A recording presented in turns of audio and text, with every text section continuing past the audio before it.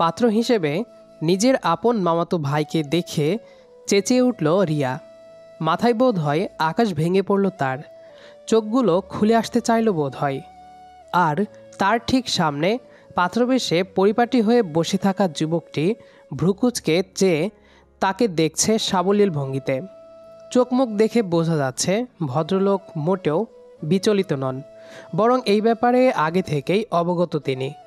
রিয়ার মা আমিনা তখন মেয়েকে শান্ত হতে বললেন, এভাবে চেঁচাই না মা, মানুষ কি বলবে। রিয়া চোখ মুখ কুচকে মায়ের দিকে চেয়ে বলল, এখানে আমি তোমার বাপের বাড়ির মানুষ ছাড়া তো আর কাউকেই দেখতে পাচ্ছি না মা, তুমি আমাকে এভাবে ধোকা না দিলেও পারতে। রিয়া মন খারাপ করল খুব। তার মামি তখন তার কাছে এলেন, মাথায় হাত বুলিয়ে দিয়ে বললেন, মন খারাপ করছো কেন মা? আমার ছেলেটা কোনো দিক দিয়ে খারাপ নাকি? বরং 100-এ 100। ওকে বিয়ে করতে অসুবিধা কিসের? তোমার ছেলে? তুমি তো চেনো না মামি, আসবো একটা রাক্ষস। অমনি গর্জে উঠল রিয়ার মামাতো ভাই সাদি। এই বেয়াদব মেয়ে, তুই কাকে রাক্ষস বলছিস? কেন? তোমাকে রাক্ষসের মতোই তো আচরণ করো সব সময়। এমনভাবে তাকাও, কথা বলো, মনে হয় যেন এক্ষুনি টুপ করে ধরে টুপ করে গিলে ফেলবে। শোনো মা, আমি মানুষকে বিয়ে করতে রাজি, কিন্তু কোনো রাক্ষসকে বিয়ে করতে আমি মোটেও রাজি নই। এই বিয়ে ক্যান্সেল।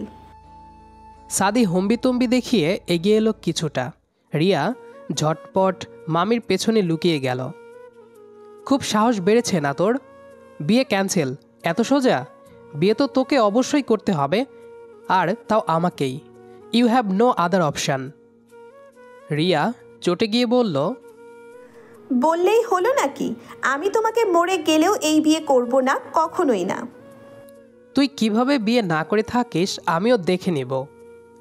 এই বলে সে বাসা থেকে বেরিয়ে যায়, আর রিয়া পেছন থেকে ভেঙচি কাটে। সাদি বেরিয়ে যাওয়ার পর সবাই মিলে খুব চেষ্টা করে রিয়াকে রাজি করানোর জন্য, কিন্তু মেয়ে মানতে নারাজ। সাদিকে সে ভীষণ ভয় পায়। লোকটা রাগচটা, হুটহাট রেগে যায়। দেখতে হ্যান্ডসাম হলেও এমন ছেলেকে নিয়ে সংসার করা যায় না। একটু থেকে একটু কিছু হলেই যেভাবে চিৎকার চেঁচামেচি শুরু করেন, ওইসব রিয়া সহ্য করতে পারবে না। তাই তার এক কথা, সে এই বিয়ে করবে না মানে করবে না। রিয়া একদম মুখ গোমরা করে বসে আছে, কারো কথায় কান দিচ্ছে না। এদিকে সাদির মা মানে রিয়ার মামি বলছেন, একটু বোঝার চেষ্টা কর রে মা, ছোটবেলা থেকে তোদের নিয়ে কত স্বপ্ন, আর তুই কিনা একেবারে। আর কিছু শুনতে চায় না, কান ঢেকে দেয় হাত দিয়ে। তাও উপায় না পেয়ে ঘর ছেড়ে ছাদে উঠে যায় সে। এখানে থেকে এসব শোনার আর একদম ইচ্ছে নেই। বিকাল থেকে সন্ধ্যা অবধি ছাদেই থাকে সে। মাগরিবের আজান হচ্ছে এখন, মেয়েটা এখনও ছাদে দাঁড়িয়ে। বিয়ে ভাঙার প্ল্যান কি জিন্দের সাথে করতে এসেছিস? তাও লাভ হবে না, কারণ বিয়েটা হচ্ছে। রিয়া চমকে পেছনে তাকিয়ে দেখে সাদিকে বুকের ওপর হাত ভাঁজ করে তার দিকেই চেয়ে আছে। রিয়া ভ্রু কুচকায়, জিজ্ঞেস করে, আপনি এখানে কি করছেন? দেখতে এলাম আছিস নাকি জিনে তুলে নিয়ে গিয়েছে। অবশ্য তুই যা বাদর, জিনেরা নিয়ে গেলেও 2 মিনিট বাদে কাঁদতে কাঁদতে সে ফেরত দিয়ে যাবে। রিয়া খেপলো আবার। তাহলে এই বাদরকে বিয়ে করার জন্য মরে যাচ্ছেন কেন? কেন বিয়ে করতে চান আমাকে? সাদিব মৃদু হেসে বলল, বান্দর থেকে মানুষ বানানোর জন্য। আর কত বাদরাবি করবি বলতো? এবার তো মানুষ হওয়ার সময় এসেছে, তাই না? জি না, আমি মানুষই। আমাকে আর নতুন করে মানুষ হতে হবে না, বরং সেই প্রয়োজন আপনার। রাক্ষস থেকে আপনাকে এবার মানুষ হওয়া উচিত। সেটার জন্য হলেও আমাকে বিয়ে কর। বিয়ের পর না হয় তোর কথাতে আমি রাক্ষস থেকে মানুষ হয়ে যাব। আফটার অল মেয়েরা তো সব পারে, তুই কিন্তু একটা সুযোগ নিয়ে দেখতে পারিস। রিয়া কপাল কুঁচকে বলল, আপনাকে মানুষ বানিয়ে আমার কি লাভ? আপনি যেমন খুশি থাকুন, শুধু আমার জীবনে প্রবেশ না করলেই হবে। সে তো আমি অলরেডি করেই ফেলেছি। রিয়া এগিয়ে এলো এবার, সাদির কাছাকাছি দাঁড়ালো, জিজ্ঞেস করলো, আচ্ছা, একটা প্রশ্নের জবাব দিন তো। আমাকে বিয়ে করার জন্যে আপনি এমন উতলা হয়ে উঠলেন কেন? ব্যাপার কি? দেশে কি মেয়ে অভাব পড়েছে নাকি? আপনি চোখে অন্য কাউকে দেখছেন না? রিয়া ভ্রু নাচালো। সাদি আরেকটু এগিয়ে এসে ক্ষীণ সুরে বলল, দেশে তো অনেক মেয়ে আছে, কিন্তু তুই তো একটাই, আর আমার এই একটাকেই লাগবে। রিয়া বিস্মিত হলো।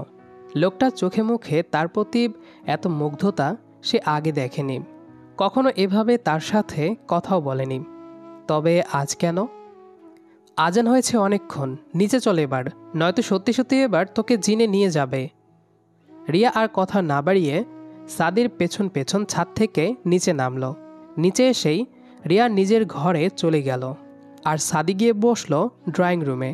রিয়ার মা অমনি চুপিসারে মেয়ের রুমে ঢুকলেন। তখন বিছানার কাছে গিয়ে বললেন, রাজি হয়ে যা মা, আমি ছেলেটার চোখে তোর প্রতি ভালোবাসা দেখেছি। মায়ের চোখ কখনো ভুল হয় না। রিয়া মন খারাপ করে বলল, কিন্তু উনি খুব রাগী মা, আমার ওনাকে ভয় করে। এমন একটু একটু রাগী তো তোর বাবাও।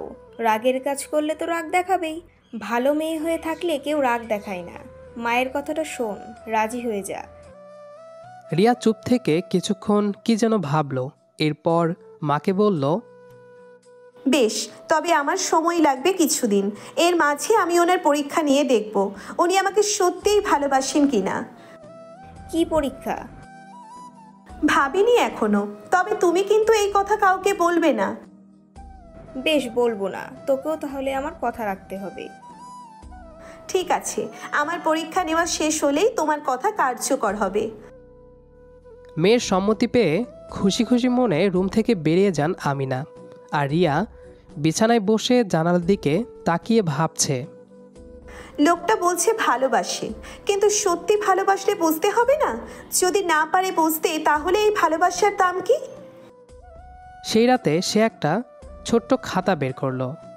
পাতার ওপরে লিখলো বড় করে, সাদির ভালোবাসার পরীক্ষা। তারপর নিচে এক একটা লাইন করে লিখতে লাগলো। 1, সে আমার ছোটোখাটো আবদার রাখে কিনা। 2, আমি রাগ করে কথা না বললে সে চেষ্টা করে কিনা রাগ ভাঙাতে। 3, আমি কারোর সাথে বেশি কথা বললে সে অযথা জেলাস হয় কিনা। 4, আমার ভালো লাগা খারাপ লাগা বুঝতে পারে কিনা। 5, আমি কষ্টে থাকলে পাশে এসে দাঁড়াই কিনা। সবশেষে বড় করে লিখল 6, আমি যদি চলে যেতে চাই তাহলে আটকাই কিনা। রিয়া সব লিখে একটা দীর্ঘশ্বাস ফেলে বলল, এইসব পরীক্ষায় পাশ করতে পারলে তবে বুঝবো উনি সত্যিই ভালোবাসেন, না হলে ব্যাস, বিয়ে ক্যান্সেল। পরদিন সকালেই শুরু হয় পরীক্ষা পর্ব। প্রথম ধাপ, ছোটোখাটো আবদার। মুঠোফোনে সাদিকে বলল, আমার একজোড়া নীল কানের দুল খুব পছন্দ হয়েছে এবং সেটা আমার এক্ষুনি লাগবে। সাদি তখন অফিসের একটা মিটিংয়ে ছিল। সেসবের মাঝেও সে একগাল হেসে বলল, তুই চাইলে পুরো দোকান তুলে দেব, শুধু বল কোন শপ, অ্যাড্রেস দে, আমি কিনে পাঠিয়ে দেব। আমার এক্ষুনি লাগবে এবং তুমি নিজে কিনে আমায় দিয়ে যাবে, কোনো লোক দিয়ে পাঠাবে না। সাদির মিটিংটা খুব জরুরি ছিল, কিন্তু সে সব ফেলে রিয়ার আবদার রাখতে তার দেওয়া শপের অ্যাড্রেস থেকে সে কানের দুল কিনে তার বাসায় হাজির হয়। অবাক হয় রিয়া, পাশাপাশি খুশিও হয়। খাতায় টিক চিহ্ন দেয়, পাশে লেখে পাস। দ্বিতীয় ধাপে রিয়া পুরো একদিন সাদির সাথে কোনো কথা বলল না, মেসেজ সিন করেও রিপ্লাই দিল না, ফোন কেটে দিল বারবার। সাদি একসময় আর না পেরে রাতে নিজে এসে বাসার দরজায় দাঁড়ালো। তাকে দেখে সবাই অবাক, রিয়াও। সে তাকে এই সময় এভাবে আশা করেনি। সাদিব রিয়ার কাছে গিয়ে জিজ্ঞেস করলো, কি হয়েছে তোর? আমি কিছু বলেছি? ফোন ধরছিলি না কেন? আমার মেসেজে রিপ্লাই দিচ্ছিলি না কেন? বল। রিয়া মেকি রাগ দেখিয়ে বলল, আগে যে কথায় কথায় আমাকে ধমক দিতেন সেটার জন্য এখন রাগ করেছি, আমার রাগ ভাঙান। সাদি মুচকি হাসলো, হালকা গলায় বলল, তোর রাগের ওজন কম, কিন্তু আমি বড্ড ভয় পাই। চল, আমি আইসক্রিম আনছি, মিলে খাই। রিয়া চট করে ভুলে গেল সব, উৎফুল্ল চিত্তে বলল, ঠিক আছে, রাগটাগ সব শেষ, আইসক্রিম নিয়ে এসো। এটাতেও সাদি পাশ করেছে, তাই রিয়া আবার খাতায় টিক দিল, পাস। তারপর একদিন বিকেলে ইচ্ছে করে রিয়া তার ছোটবেলার বন্ধু রিপনের সাথে খুব ঘনিষ্ঠভাবে বসে কয়েকটা ছবি ফেসবুকে দিল। সাদি দেখে সঙ্গে সঙ্গে তাকে কল দেয়। ছেলেটা কে? কোন ছেলে? ছবি ছেড়েছিস কার সাথে? ও, ওটা তো আমার বন্ধু। বন্ধু বলে কি ওভাবে ছবি তুলতে হবে? দেখ, যার সঙ্গে খুশি তুই থাকতে পারিস, আমি কিছু বলবো না। শুধু এইটুকু চাই, তোকে কেউ কষ্ট না দেয়, কারণ তুই কষ্ট পেলে আমিও ভালো থাকতে পারবো না। রিয়া আপ্লুত হলো ভীষণ। সাদির সাথে কথা বলা শেষ করেই খাতায় আবার টিক দিল। পাস। হালকা জেলাস তো অবশ্যই ছিল। সপ্তাহখানেক কেটে গেছে। রিয়ার খাতার পাতা প্রায় পূর্ণ। সবগুলো ধাপে সাদিব কোনো না কোনোভাবে পাশ করে গেছে, কিন্তু এখন বাকি আছে সবচেয়ে কঠিন পরীক্ষা। রিয়া যদি চলে যেতে চায় তাহলে সে আটকায় কিনা, এইটা ভেবেই রিয়ার বুকের ভেতরটা কেমন করে ওঠে যেন। একটা অজানা অস্থিরতা, একটা চাপা দ্বিধা ছিল সেখানে। পরীক্ষার দিন সকালে সে মা বাবার কাউকে কিছু না জানিয়ে নিজে ছোট একটা ব্যাগ গোছালো। তারপর একটা চিরকুট লিখে রেখে গেল টেবিলে। সবাই ভালো থাকো, আমি নিজের জন্য একটু সময় নিতে চাই। যদি আমাকে খুঁজে বের করতে পারো তাহলে বুঝবো আমার থেকেও তোমাদের ভালোবাসা বেশি বড়, আর যদি না পারো তাহলে বুঝে নেব আমার চলে যাওয়াটাই সঠিক ছিল। রিয়া চলে যায় তার এক বান্ধবীর বাসায়। লোকেশন অফ, ফোন অফ, কাউকে কিছু না জানিয়ে। এদিকে সাদি চিরকুট পড়েই সে আর এক সেকেন্ডও বসে থাকতে পারে না। পুরো বাড়ি তোলপাড় করে ফেলে সে। সব আত্মীয় স্বজন বন্ধুবান্ধবকে ফোন দেয়। রিয়ার বান্ধবীদের ইনবক্স ঘেঁটে বার্তা পাঠায়। তার কলেজে যায়, কফি শপে যায়, এমনকি ক্লাস টিচারের সাথেও দেখা করে। ঘুরতে ঘুরতে এক সময় এক বান্ধবীর স্ট্যাটাসে চোখ পড়ে তার। পুরনো বন্ধু রিয়া আবার আমার সাথে বাসায়, নস্টালজিক টাইম। সাদি ভীষণ কষ্টে সেই বান্ধবীর সাথে যোগাযোগ করে রিয়ার খোঁজ পায়। তখনই ছুটে যায় সেখানে। বাইরে তখন তুমুল বৃষ্টি। সেই বৃষ্টির মধ্যেই বাইক নিয়ে বেরিয়ে পড়ে সে। ঘণ্টাখানেক পর সে বাড়ির সামনে দাঁড়িয়ে দরজায় নক করে। রিয়া দরজা খুলতেই স্তব্ধ, তার চোখে কাজল, ঠোঁটে বিস্ময়। সাদি ভেজা চুলে ভেজা জামায় দাঁড়িয়ে, চোখ লাল, নিঃশ্বাস কাঁপছে। তুই তো বলেছিলি যদি খুঁজে পাই তাহলে বুঝবি ভালোবাসি, এবার বুঝবি তো? সাদির কণ্ঠে আকুতি। রিয়া কিছু বলতে পারে না, ঠোঁট কাঁপে শুধু। সাদিব ধীরে ধীরে বলে, আমি তোকে ভালোবাসি, বললেও আর না বললেও। এর জন্য পরীক্ষা নিতে পারিস, কিন্তু পালাতে পারিস না রিয়া, কারণ মৃত্যু ব্যতীত এই ভালোবাসা থেকে তোর মুক্তি নেই কোনোভাবেই। রিয়া বুঝে যায় সাদি সব পরীক্ষায় পাশ করেছে, আর কোনো দ্বিধা নেই এখন। সে ছুটে এসে সাদির বুকে মুখ গুজে দেয়। চোখ ভিজে যায় দুজনেরই। এরপর বাসায় ফিরল দুজন। মা বাবা রিয়াকে অল্প বকাঝকা করলেও সাদি সামলে নিল সবটা। তাছাড়া রিয়া তখনই বিয়েতে রাজির কথা বলায় সবাই খুশি হয়ে আগের ঘটনা সব ভুলে বিয়ের প্রস্তুতি নেওয়া শুরু করে। এরপর শুরু হলো বিয়ের সাজ রওশন। পুরো বাসা যেন উৎসবের আলোয় ভরে উঠল। রিয়ার মা আমিনা মেয়েকে নিয়ে নিত্য নতুন গয়না, শাড়ির ডিজাইন ঠিক করছেন, আর মাঝে মধ্যে চোখ মুছছেন। যেখানে ছিল আনন্দ আর কষ্টের স্রোত, ওদিকে সাদি, সাধারণত যার রাগে কেউ কথা বলার সাহস পায় না, এখন সেই এক একজনের সাথে হাসি মুখে কথা বলছে। দোকানে দোকানে ঘুরে নিজের বউয়ের জন্য পছন্দ মতো শপিং করছে সব। রিয়া সব দেখেছে দূর থেকে। তার মুখে আজকাল লাজুক হাসি লেগে থাকে। বিয়ের সাজে তাকে কেমন লাগবে এটা নিয়ে তার বান্ধবীদের উৎসাহ উচ্ছ্বাস থামছেই না যেন। কিন্তু রিয়ার মনে মনে অন্যরকম প্রশান্তি। সে জানে এই বিয়েটা শুধু সামাজিক রীতি নয়, তার মনের মানুষটাকে পেয়ে যাওয়ার উৎসব। একদিন সন্ধ্যায় সাদি হঠাৎ এক ব্যাগ হাতে রিয়ার বাড়িতে আসে। এত বড় ব্যাগে কি এনেছো? সাদিব হালকা হেসে বলল, তোর জন্য সারপ্রাইজ। বিয়ের আগে একটা রিহার্সেল দরকার, তাই না? রিয়া ভ্রুকুচকে বলল, মানে? সাদি ব্যাগ থেকে বের করলো লাল বেনারসি, ম্যাচিং জুয়েলারি আর কসমেটিক্সের আরও অনেক কিছু। আজকে শুধু আমি তোকে কোণে সাজে দেখব, কোনো অতিথি থাকবে না, শুধু তুই আর আমি, একটা প্রাইভেট প্রাক বিয়ে। রিয়া প্রথমে চমকে উঠলেও তারপর মুখ ফিরিয়ে হেসে ফেলল। তুমি না একদম সিনেমার হিরো হয়ে যাচ্ছ। সাদিও হেসে বলল, আর তুই আমার সেই সিনেমার হ্যাপি এন্ডিং। এরপর বিয়ের দিন এলো। সকাল থেকেই চারিদিকের আলো যেন অন্যরকম উজ্জ্বল। মেয়ের বাড়ি আর ছেলের বাড়ি দু জায়গায়ই সাজ বর। বাসা ভরেছে ফুল, আলো আর গানের শব্দে। রিয়া লাল বেনারসি পরে বসে আছে বিউটি পার্লারের বড় আয়নার সামনে। কপালের টিপ, নাকের নথ, চোখে কাজলের রেখা, সে যেন আজ অপরূপার কোনো এক রাজকন্যা।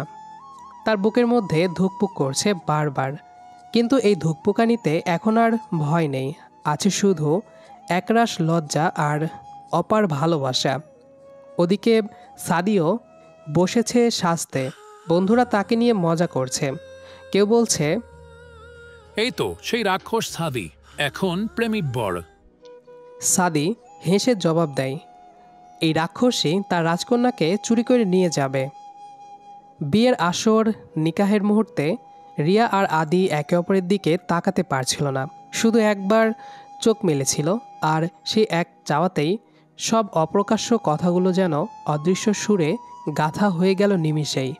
কাজী সাহেব যখন কবুল শব্দটি বলার নির্দেশ দিলেন, রিয়ার গলা কেঁপে উঠছিল তখন। কিন্তু মুহূর্তেই সাদি চোখ তুলে তাকালো। সেই চাহনি যেন বলছে, আমি আছি, তুই ভয় পাস না।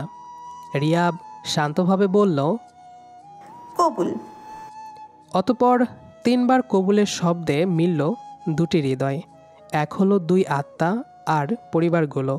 মনের মানুষকে পেয়ে সাদির খুশির ইয়ত্তা ছিল না, রিয়াও আনন্দিত ছিল বেশ। এরপর পুরো একটা দিন পেরিয়ে এলো, সেই কাঙ্ক্ষিত রাত। মা বাবাকে ছেড়ে এসে কেঁদে কেটে অস্থির হয়ে রিয়া এখন কিছুটা শান্ত। সাদির ঘরে ঢুকে সে একা বসেছিল তখন। রুমটা সাজানো, ফুলে ভরা, মোমবাতির আলোয় নরম ছায়া পড়ছে দেওয়ালে। দরজায় টোকা পড়ল ধীরে। সাদি আস্তে ঘরে ঢুকলো, দরজা বন্ধ করলো নিঃশব্দে। রিয়ার দিকে এগিয়ে গেল সে। মুখে সেই চেনা রাগী ভাব নেই, আছে শুধু এক ধরনের আবেগ। রিয়ার কাছে দাঁড়িয়ে সে ধীরে ধীরে বলল, আজকের রাতটা আমার জীবনের সবচেয়ে বড় প্রাপ্তি। তুই আমার স্ত্রী, এখন তোকে ভালোবাসা ছাড়া আর কিছুই দেওয়ার নেই আমার। রিয়া মুখ নিচু করে হাসল, বলল, একটা জিনিস চাই। সাদি অবাক হয়ে বলল, কি? রিয়া চোখ তুলে বলল, আগের মতো আর কখনো এতটা রাগ দেখাবে না, ধমক দিবে না একটুও, প্রমিস করো। সাদি মাথা নোয়ালো, বলল, তোকে হারানোর ভয় না থাকলে রাগ করব না। তোকে পেলে আমি আসলেই শান্ত হয়ে যাই। রিয়া তখন উঠে এলো, বিছানা থেকে নেমে সালাম করলো সাদিকে। সাদি তাকে টেনে তুলে বুকে জড়িয়ে ধরল, চুলের ভাঁজে চুমু খেলো গভীরভাবে। রিয়া চোখ বুজল সঙ্গে সঙ্গেই, লজ্জায় সংকুচিত হলো বড্ড। তারপর সেদিনের মতো রাতে আর কোনো শব্দ ছিল না তাদের, ছিল শুধু চোখে চোখ রাখা, দীর্ঘ নিঃশ্বাসে একে অপরকে অনুভব করা, আর চুপচাপ বলে ফেলা হাজারো অগোছালো কথা। এভাবে শুরু হলো তাদের নতুন জীবন, প্রাপ্তির জীবন, যেখানে প্রতিটি সকাল শুরু হতো ভালোবাসার ডাকে আর রাত নামতো প্রেমের আলিঙ্গনে।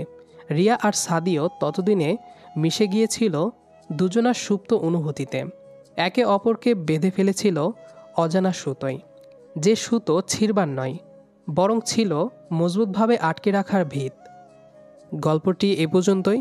আমাদের আজকের গল্পটি আপনাদের কাছে কেমন লেগেছে সেটি অবশ্যই কমেন্ট করে জানাবেন। দেখা হবে আবারও নতুন কোনো গল্প নিয়ে। সে পর্যন্ত আমাদের সাথেই থাকবেন। ধন্যবাদ সবাইকে।